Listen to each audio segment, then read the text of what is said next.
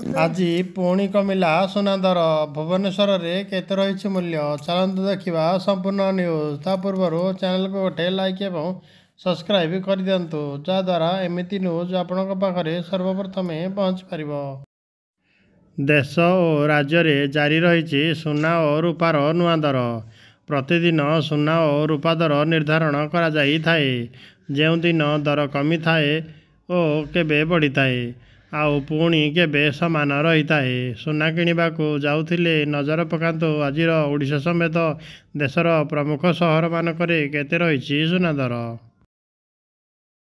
ଆଜି ଭାରତୀୟ ବଜାରରେ 22 କ୍ୟାରେଟ୍ ସୁନା ଦର 10 ଗ୍ରାମ ପ୍ରତି 73,290 ଟଙ୍କା ଥିବାବେଳେ 24 କ୍ୟାରେଟ୍ ସୁନା ଦର 10 ଗ୍ରାମ ପ୍ରତି 79,950 ଟଙ୍କା ରହିଛି। ଗତକାଲି ଅର୍ଥାତ୍ ମଙ୍ଗଳବାର ଅପେକ୍ଷା ବୁଧବାର ଦର ସାମାନ୍ୟ ହ୍ରାସ ପାଇଛି। ଓଡ଼ିଶାର ରାଜଧାନୀ ଭୁବନେଶ୍ୱରରେ 22 କ୍ୟାରେଟ୍ ସୁନା ଦର ସାମାନ୍ୟ ହ୍ରାସ ପାଇଛି।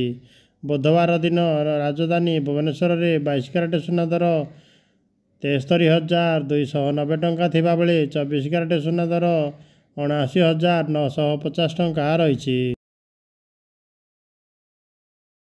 ଦେଶର ପ୍ରମୁଖ ସହରମାନଙ୍କରେ ବି ସୁନା ଦର କମିଥିବା ଦେଖିବାକୁ ମିଳିଛି।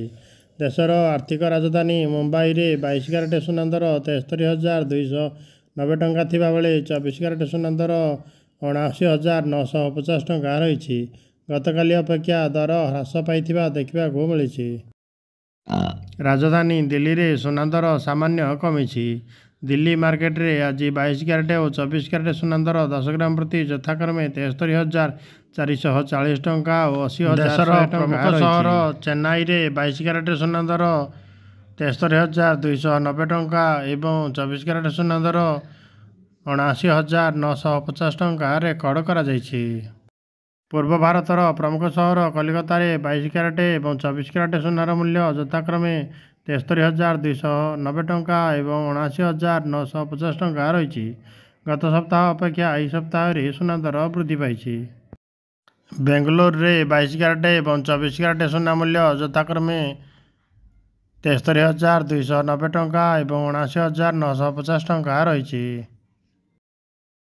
ଭାରତୀୟ ବଜାରରେ ସୁନା ମୂଲ୍ୟ ସହ ରୂପା ଦର ବି ଆଜି କମିଛି। ରୂପା ମୂଲ୍ୟ କିଲୋ ପ୍ରତି 92,400 ଟଙ୍କା ରହିଛି। ରାଜଧାନୀ ଭୁବନେଶ୍ୱରରେ ରୂପା ମୂଲ୍ୟ କେଜି ପ୍ରତି 99,900 ଟଙ୍କାରେ କାରବାର ଚାଲିଛି।